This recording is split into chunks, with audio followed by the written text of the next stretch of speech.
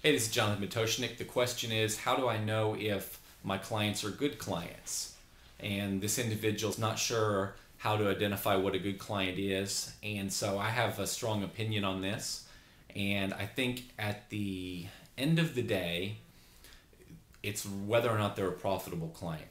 Profit is a individual thing in terms of how much profit do you demand from your company. It may be less or more than I demand from mine. So everybody's going to have a different profit margin, and that basically means that at the end of the day, I find it worth my time and my company's time to do work for this client as long as they'll give us back this much money in profit. Profit is the money, as you know, that goes into my pocket as the business owner or is left over that I can choose to invest in other things or reinvest in my company or again take off the table and take home to my family. So number one, I think, is how much profit does that client contribute?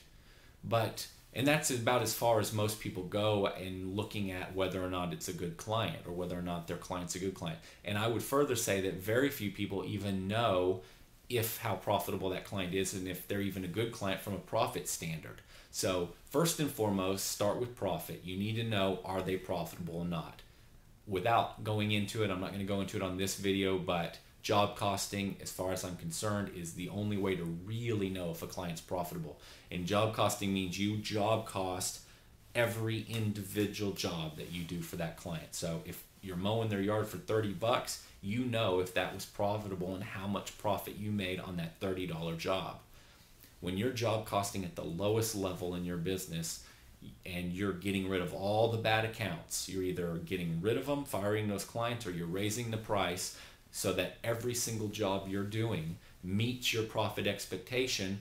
Generally, and this is very simplified, but generally that means you're going to run a company at about that profit margin. Again, that's very elementary. It's not quite that simple, but that's a way to think about it. So if you manage every job at the job level and demand that every single job you do meets your profit expectation, you're way ahead of most, because most don't do that. So you want a job cost. But I'd like to suggest a couple other things you might want to think about, a couple things we've learned.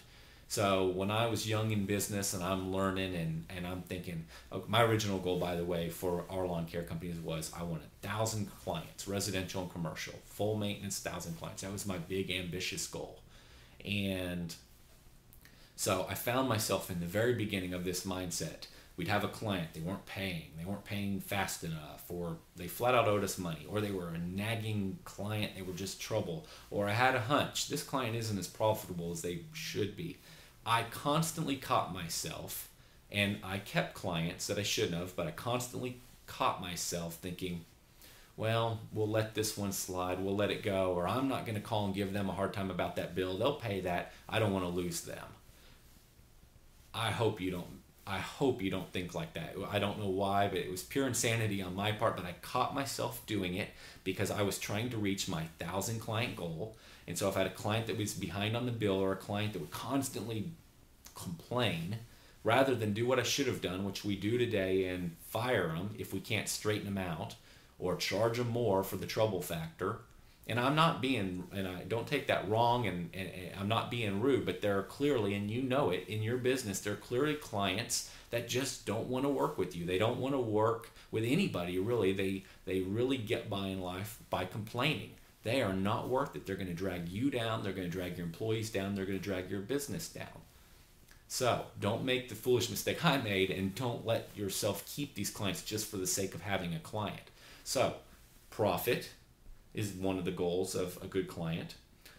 Are they a pain? Are they a nightmare? Do they cost you money? Are you spending an extra amount of time, way over and way more time with them than you are with other clients that bring in about the same amount of revenue? Other things to think about. If you have a promotion and you're trying to sell something to your client base, which clients are the most responsive? So let's say you have 1,000 clients, and clear, it could be 100 clients or it could be 50, but let's say you have 1,000. And let's say that 20% of those 200 just respond to almost everything. You say, we have an aeration offer, we have a grub worm treatment offer, we have this or that. And they just tend to buy whatever you have. That's a better client than the other 80%. How often do they refer? Clients that refer have tremendous value. So let me give you another example. You could compare two clients. You could have Jane that has you mow her lawn bi-weekly, and that's it. You hardly make any money off her.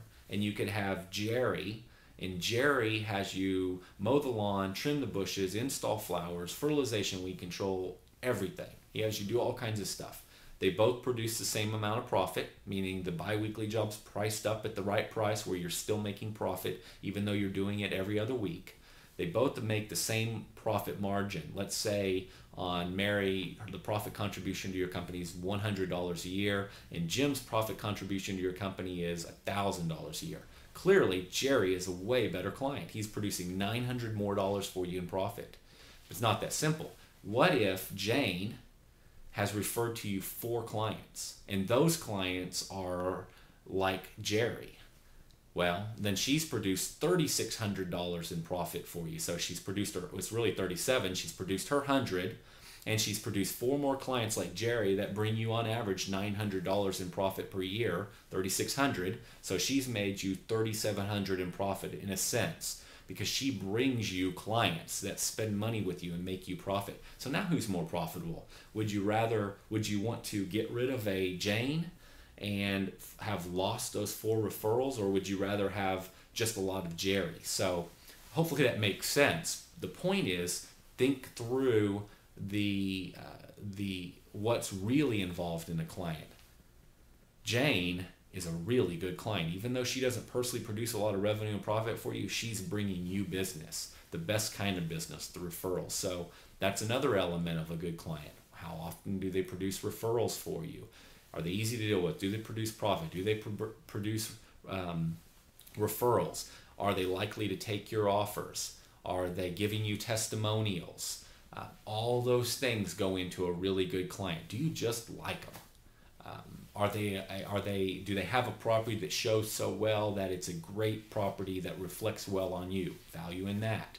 Do they call all the time? Do they always have a billing question? Do they not pay their bill online? Do they have to call in every time and talk to your people? How much time are they taking up of your staff? All of that together goes into what I call a good client. Those are the things you want to think about. Way too hard to put down on paper. In our technology solution, we call it client yield. Client yield is the combination of all those events and more, and it gives our clients a score, and we rank our clients. That's a way to think about who are your best clients. It's far more than profit, but profit's the biggest piece of it. Hope that helps.